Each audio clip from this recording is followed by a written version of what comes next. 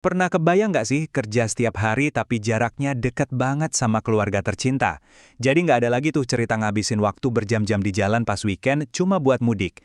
Terdengar kayak impian banget kan? Nah, di pemaparan kita kali ini, kita bakal ngebahas sebuah gebrakan yang benar-benar nyata dan baru aja dieksekusi sama Badan Kepegawaian Negara atau BKN. Mereka ini baru aja ngeluncurin kebijakan yang bikin impian para ASN buat kerja lebih dekat dari rumah beneran jadi kenyataan. Ini tuh ibaratnya langkah besar banget buat nyiimbangin antara kebahagiaan pegawai sama performa birokrasi kita.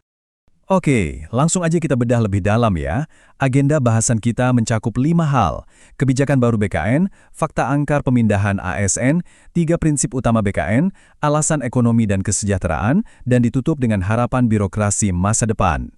Kita masuk ke bagian pertama, kebijakan baru BKN, Fondasi Program Humanis. Jadi gini, semua inisiatif keren ini tuh berlandaskan pada surat keputusan Kepala BKN nomor 842 tahun 2026. Ini resmi banget ya, ditetapkan tanggal 27 Juli 2026 oleh Kepala BKN kita, Bapak Zudan Arif Fakrullah. Inti dari keputusan ini benar-benar straightforward, ngasih fasilitas buat ASN biar bisa kerja dekat sama keluarga dan domisili mereka. Tapi, tunggu dulu, jangan salah sangka. Kebijakan ini bukan berarti ngasih kenyamanan secara cuma-cuma loh. BKN tetap ngasih garis bawah kalau program ini sangat memprioritaskan kebutuhan organisasi dan kualitas pelayanan publik.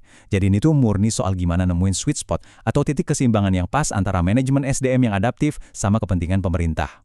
Lanjut ke bagian kedua, fakta angka pemindahan ASN, eksekusi nyata BKN. Buktinya udah nyata.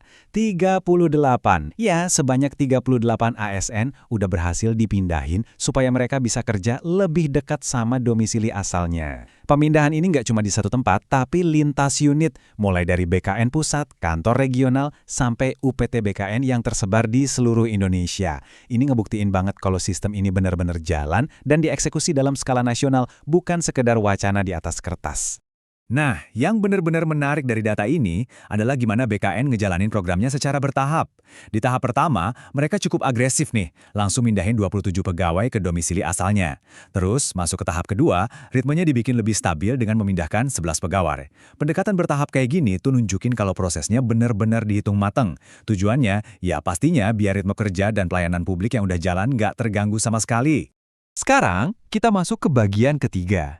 3 prinsip utama BKN, aturan main dasar. Bapak Zudan mastiin kalau ada 3 prinsip mutlak yang harus dipegang sama setiap abdi negara kalau mau ikut kebijakan ini. Pertama, siap ditempatin dimanapun sesuai kebutuhan organisasi. Artinya, komitmen buat negara tetap harga mati. Kedua, ASN harus terus ngasih kinerja terbaik mereka, biar karirnya juga ikut berkembang. Dan yang ketiga, kesejahteraan dan kebahagiaan ASN itu diakui sebagai fondasi penting buat ningkatin produktivitas. Dari 3 poin ini, kelihatan jelas ya, kalau kebijakan ini tuh bener-bener win-win solution. Negaranya ngasih fleksibilitas, tapi di sisi lain, pegawainya harus bayar lunas pakai dedikasi dan kinerja yang maksimal. Kita beralih ke bagian keempat, alasan ekonomi dan kesejahteraan, sisi empati kebijakan. Niat tulus di balik program ini tuh dengan brilian tergambar dari pernyataan ini. Bapak Zudan Arif Fakrullah dengan tegas bilang kalau kita sebagai pimpinan belum bisa ngasih peningkatan pendapatan ke ASN, maka kita harus berupaya ngurangin beban pengeluaran mereka. Wah, ini dalam banget sih. Ini mindset kepemimpinan yang nggak cuma praktis, tapi juga sangat empati. Penempatan kerja yang dekat sama keluarga itu solusi yang benar-benar masuk akal buat ngakalin tingginya biaya hidup kalau harus merantau. Dan dampaknya signifikan banget pastinya. Coba bayangin, dengan kerja dekat rumah, ASN bisa mangkas habis biaya transport antar kota, biaya ngekos atau nyewa rumah, sampai biaya rumah tangga ganda yang sering kejadian kalau pisah dari keluarga. Kalau beban finansial ini hilang, ruang mental mereka bakal jauh lebih lega. Imbasnya, mereka jadi lebih fokus, motivasi kerjanya naik tajam, dan ujung-ujungnya pelayanan ke masyarakat pasti jadi jauh lebih maksimal. Pokoknya, pekerja yang happy itu pastinya pekerja yang produktif. Dan akhirnya, kita sampai di bagian kelima. Harapan birokrasi masa depan, dampak lebih luas. Jadi, poin krusialnya ada di sini. BKN nggak pengen nyimpen inovasi keren ini buat mereka sendiri. Mereka berharap banget langkah ini bisa jadi inspirasi buat kementerian, lembaga negara, dan Pemda lain buat berani ambil langkah yang sama.